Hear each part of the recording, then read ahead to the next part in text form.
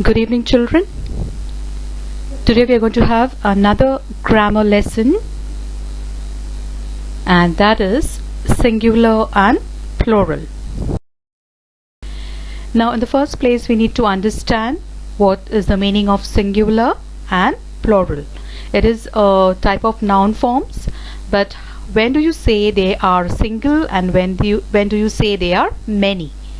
So let's see what the definition means. A noun which speaks about only one person, right? Only one person or thing is said to be in singular number. Now what is the meaning of that?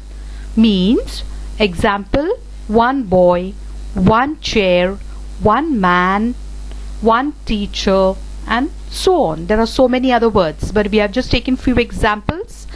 And when we go to the next definition, a noun which speaks about more than one person, right?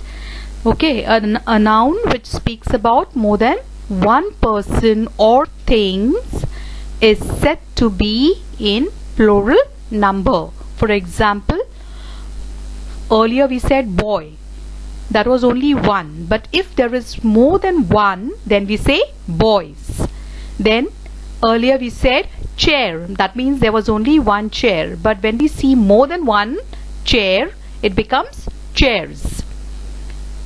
Man becomes men. Teacher, one teacher becomes many teachers. So something that you speak about only one person or one thing, it is said to be a singular noun. And if you speak about more than one person or things, it is plural noun. Now there are certain rules when we form or when we change from singular to plural or from plural to singular. Now let us see the first rule. Plural of nouns is formed by adding s to the singular. Now singular word here is girl. Girl becomes girls. Just add s after the word. Pencil. Pencil is one pencil, but many you talk about, it becomes pencils. One tree, many trees. So there it goes. You have one pencil, many pencils, one tree, many trees. So one, something one does not carry s, but more than one has s added to it. The next rule, if the noun ends with s, sh, ch or x, form the plural by adding s to the singular noun. When we see the word, for example, grass, grass ends with s. So when we are changing it into plural, it becomes grasses. Then brush, sh, the last word is sh. Sh becomes brushes. So sh, es, you just have to add es. So whenever you see the words ending with s, sh, ch or x, automatically when you change it to plural form or many, you write the many form, then it becomes, you just add es. Then the word tax ending with x becomes taxes. Church, chur, ch. So ch, ending word is ch or ending letters are ch. What it becomes? Churches. So you just add es. The next one, can you see that? Brush, one brush, many brushes. The third rule, noun that ends with o also form plurals by adding es to the singular noun. For example, buffalo. Buffalo is a word that ends with the letter o. So you say buffaloes. Potato. Potato ends with the letter o. So how do we write the plural form? It is potatoes. Potatoes. Then Mango becomes mangoes. Can you see that picture of a buffalo? One buffalo, many buffaloes. So let's go to the next rule. Nouns that end with Y are made plurals by replacing Y with IES.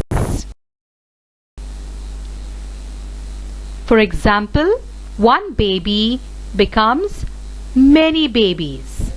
Story becomes stories, and city becomes cities. So you can see the lovely picture, the cute little picture of a small baby, one single baby, and then the other picture shows many babies. The next rule. Few words that end with O are made plural by merely adding S to the singular nouns. For example, piano. Piano, again it has O at the end, but what happens is you simply add S. For example, pianos, kilo, kilos, stereo, stereos. Okay, so not necessary that you're going to add ES always. You have to add S sometimes.